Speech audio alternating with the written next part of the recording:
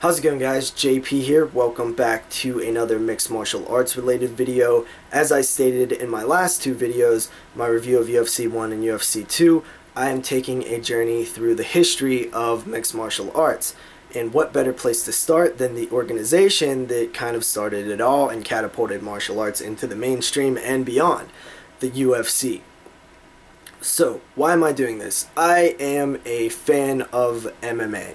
I love the sport, and I think it's about time to go back and educate myself, become more knowledgeable as a fan on the history of the sport, learn where it all started, look back at all the old stuff and the middle age stuff, and really see how the sport developed and technique and skill increased, the fighters that would come in and be better than the guys who were just tough guys, because you used to be able to just be a really tough guy and survive in the UFC, and as we know, that is absolutely not the case anymore. And I want to see that transition. I want to see the skill level transition to the more well-rounded fighters, and I want to see the belts change hands, and the crowning of all the different champions, all that stuff. I want to see it all because there's a huge I've seen some of the early stuff and pretty much all of the later stuff, but there's that huge gap in between that I need to educate myself on,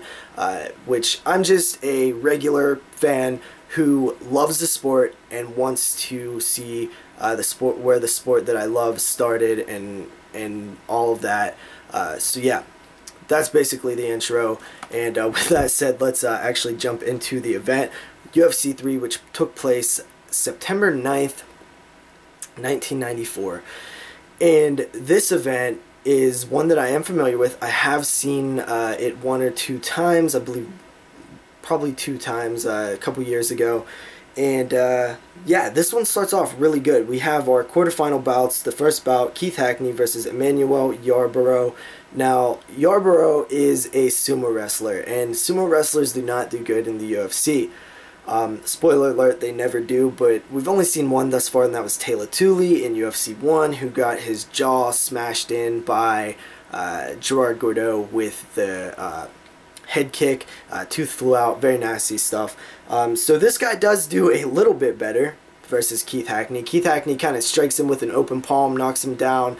Yarborough ends up getting a hold of him, which I thought it would have been curtains for Keith Hackney once that big sumo wrestler guy got a hold of him, but he ends up getting out of it. Eventually takes Yarborough's back, delivers a lot of unanswered strikes.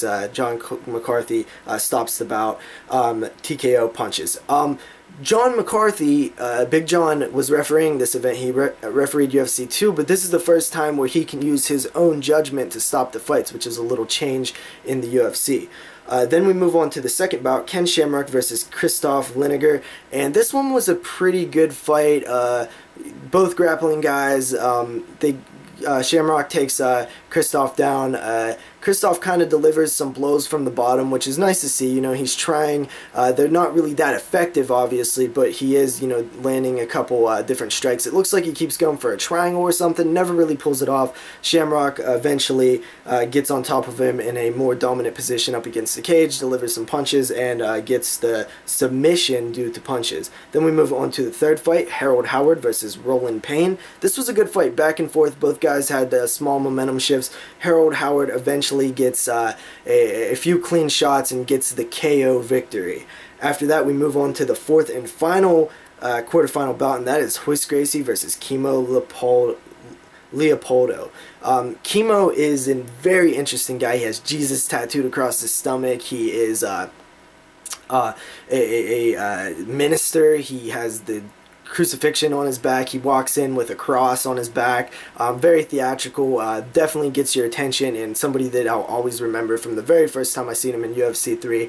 This is a very good fight. Kimo, in my opinion, was beating Royce Gracie's ass, and Royce Gracie is on bottom and kind of delivers some strikes, much like Christoph did in his bout against Ken Shamrock, but eventually, is just getting worn down and does pull off an armbar to defeat Kimo.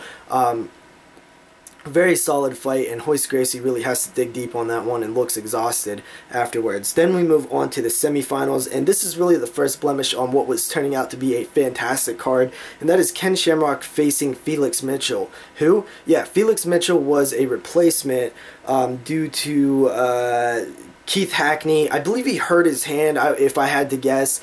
They might have stated it, but he hit Emmanuel with a lot of hard punches to the back of the head, to the side of the head, just over and over again. You'd think that that would definitely damage Keith Hackney's hand. So he had to be replaced by a guy who hasn't even fought yet, and that is Felix Mitchell. This one wasn't that interesting to me, but Ken Shamrock does end up getting the back and sinking in the rear naked choke, which was a solid rear naked choke. Then we move on to Harold Howard versus Royce Gracie, which this is the second blemish on this card. And Harold Howard, who fought Roland Payne, I like this guy. This guy is from Canada. He looks cool with his mullet and shit. He's just fun to watch. He fights Royce Gracie, but it's not really a fight because they only make it into the octagon, and then the fight is forfeit. It's Royce Gracie loses the fight because he forfeits, throws in the towel. To be fair, he does look extremely exhausted. You can just see it. He didn't look very good at the very beginning before he fought Chemo, if you ask me. Maybe he was dehydrated or something. I really don't know the history on it, but you can see that he was very, very physically not there. And I don't really blame him for throwing in the towel. I don't really think he would have put up that much of a fight. Maybe he could have, but that is the second blemish. Forfeit. Harold Howard kind of gets a bye round and moves on. And then we move to the finals, and that is Steve Jenham versus Harold Howard. And you're probably saying, who the hell is Steve Jenham? And exactly, he didn't fight either. He's another alternate and just gets to fight, gets a full tournament bye and makes it straight to the finals against Harold Howard. And that is kind of the story of UFC 3, injuries, and it just kind of makes you feel underwhelmed, anticlimactic, and overall you kind of feel a bit ripped off. I know it was made 20 years ago and I can't really feel ripped off anymore, but that's the overall feeling of this event. You just feel like it was so strong and it gets ruined by injuries. So Steve Jenham, Harold Howard, it is a back and forth good fight though, as small as these fights are, I guess you can call it back and forth. Harold Howard looks like he's, kind of winning, lands a few good, clean shots, and then eventually Steve Jenham, the more fresher fighter, ends up, taking control and kind of is nailing Howard a bit. Eventually the towel is thrown in, and Steve Jenham becomes our UFC 3 champion due to submission via punches. So yeah, that's UFC 3. It's a very solid event in terms of fights. I think it's better than the first two, and it really could have been something special if nobody got injured, and that really was the main problem in these tournaments. It just kind of pisses you off when people just get when alternates come in, and it just kind of feels like the true winner doesn't get to move on, and it leaves a bad taste in your mouth. And I think, from what I understand, they went on to, after this event, they now made it to where the alternates all have to have some sort of fight to be, so they don't have an exhaustion, or if so they're not, so they are more on the same level of fatigueness as their opponent when they get into the tournament due to somebody being injured. This one, I feel like the commentary was cleaned up a lot in this one too, way better than the first two events.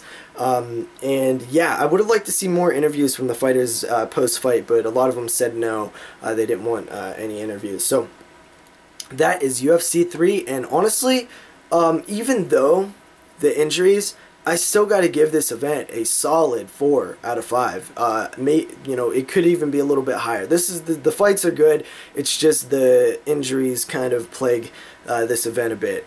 So yeah, the new things though, the John McCarthy being able to now stop the fights himself was kind of a new interesting thing. You can see this is one of the moments where the sport kind of took another step towards the being a sport angle. So see you guys next time with UFC 4. Peace out.